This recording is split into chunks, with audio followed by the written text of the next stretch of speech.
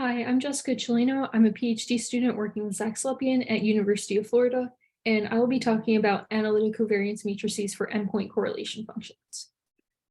So the NPCFs measure the excess clustering of a shape compared to what we would expect from a random field. The left side shows an example of what the 2PCF looks like. There are a pair of galaxies separated by R and a second pair of galaxies separated by R prime. The image in the middle depicts the 3PCF. So instead of galaxy pairs, we have galaxy triplets. One has side lanes R1 and R2 measured from a primary vertex, and the second triplet has prime side lanes measured from a different primary vertex. The separation between the primary vertices is S. In the image on the right, we're depicting the 4PCF. Instead of galaxy triplets, we have galaxy tetrahedra. One has prime side lanes and one has unprimed side lanes. And again, the separation between the primary vertices is S. The main focus of my project is to evaluate analytic covariance matrices for these NPCFs. The covariance matrices are describing the correlation between the side lanes in the prime and the unprimed shapes. So normally, covariance matrices for endpoint correlation functions are obtained from mock catalogs. However, this becomes challenging if the dimensionality of the observables is high, spanning from hundreds to thousands of degrees of freedom. When we do an analysis, the data needs to be weighted by the inverse covariance matrix. However, we would need several mocks per degree of freedom to obtain a smoothly invertible matrix. If we use the Gaussian-random-field limit, we can determine analytic covariance templates based on the leading order result.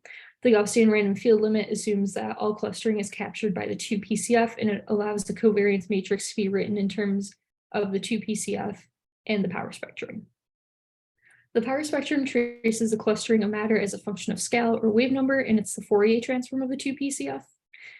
The analytic covariance requires integrals of the power spectrum, and if we're able to evaluate these integrals, we can obtain a better understanding of the covariance matrix's structure. To evaluate these analytic covariance matrices, we have four main steps. The first is to find an accurate model for the power spectrum.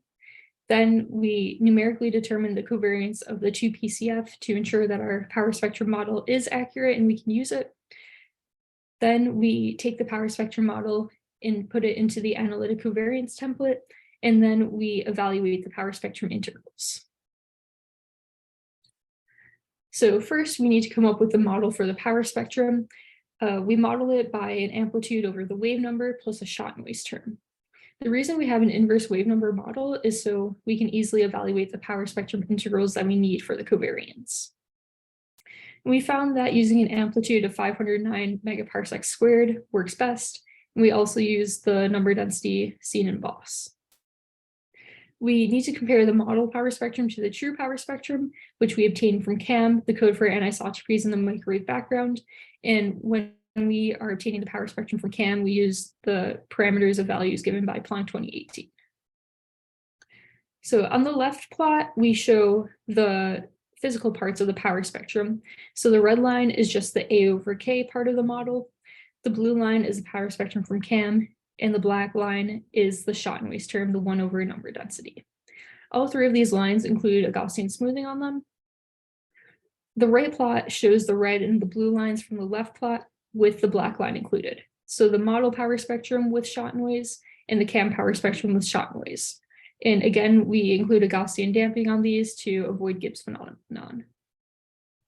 We can see that the model and the true power spectrum match up pretty well until you get to wave numbers below 10 to the minus 2 inverse megaparsecs. That, as we're going to see in a few slides, this deviation does not greatly affect what we're doing. When we evaluate these power spectrum integrals that we need for the covariance, we need to integrate them against the Jacobian k squared dk. So on the left plot, we plot k squared times the power spectrum. Again, we see a deviation below 10 to the minus 2. If we take the derivative of the natural log of k, that's equal to 1 over the wave number, and we can rewrite the Jacobian as k cubed times dlnk. And this gives us a uniform per dex weighted power spectrum. We plot this on the right plot, and again, we see good agreement between the true power spectrum and that from the model, except below wave numbers 10 to the minus 2.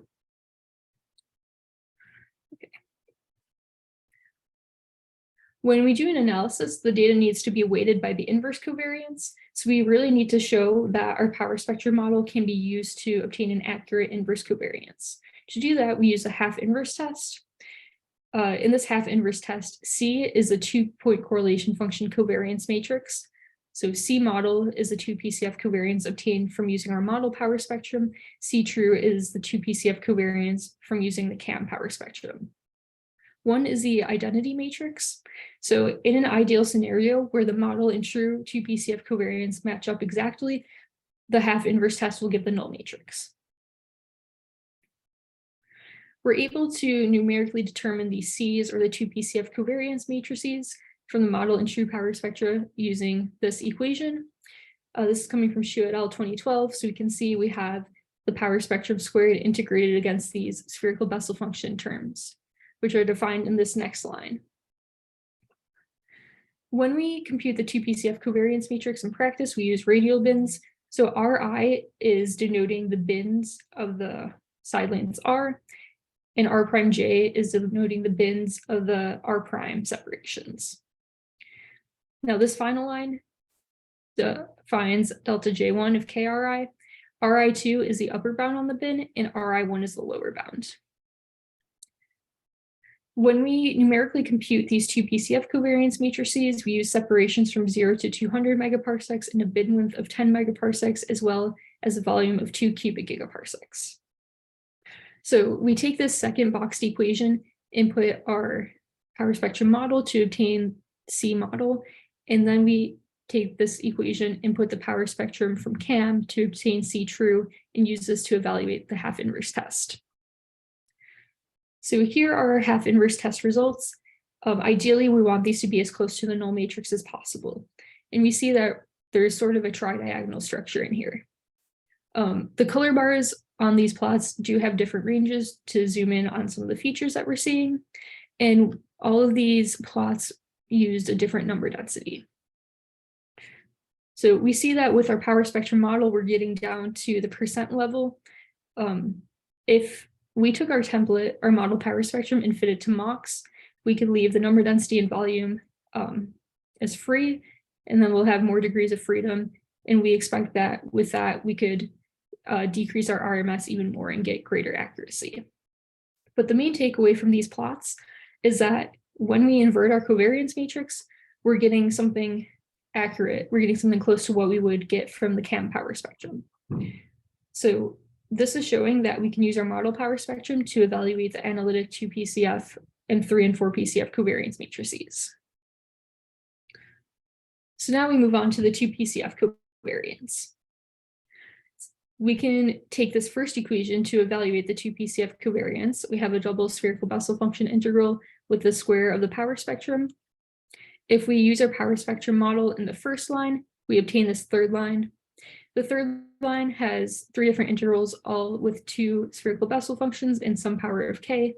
These integrals have known results, and we're able to obtain the 2 PCF covariance in the final line. Now, this final equation has an inverse hyperbolic tangent and a Dirac delta function that will both diverge when R is equal to R prime. So when the 2 separations are equal, the 2 separations will usually not be equal. And in practice, we would actually compute this in radial bins. Using radial bins would alleviate this divergence. So now we move on to the 3-point correlation function covariance. This was given in a paper in the Legendre basis, but here we have it shown in the isotropic basis. So the isotropic basis relies on spherical harmonics and Clebsch-Gordon coefficients, and it has functions that are invariant under simultaneous rotations of coordinates. The L's are coming from the spherical harmonics. In this matrix in the first line is a Wigner 3J symbol that's coupling the L's together.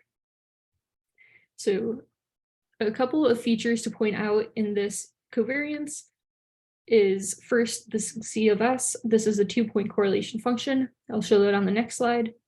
The second is this F integral. I'll show that in 2 slides from now. These first 2 lines of this integral over S, the integral over the separation between the primary vertices, have the same structure. They show the correlation function times 2 of the F integrals. The final 4 lines here have a different structure. They're a product of 3 of the F integrals, but 2 of them have order 0 and argument 0. So to obtain the 3 PCF covariance matrix, we need to evaluate C of S, the 2 PCF, the F integrals with no orders and argument 0, and then the F integrals with 1 order and 1 argument 0. So we start with the 2-point correlation function. This is the inverse Fourier transform of the power spectrum, which is shown in the first line. If we plug our model power spectrum into the first line, we're able to evaluate the 2 PCF, and we get the result in the third line.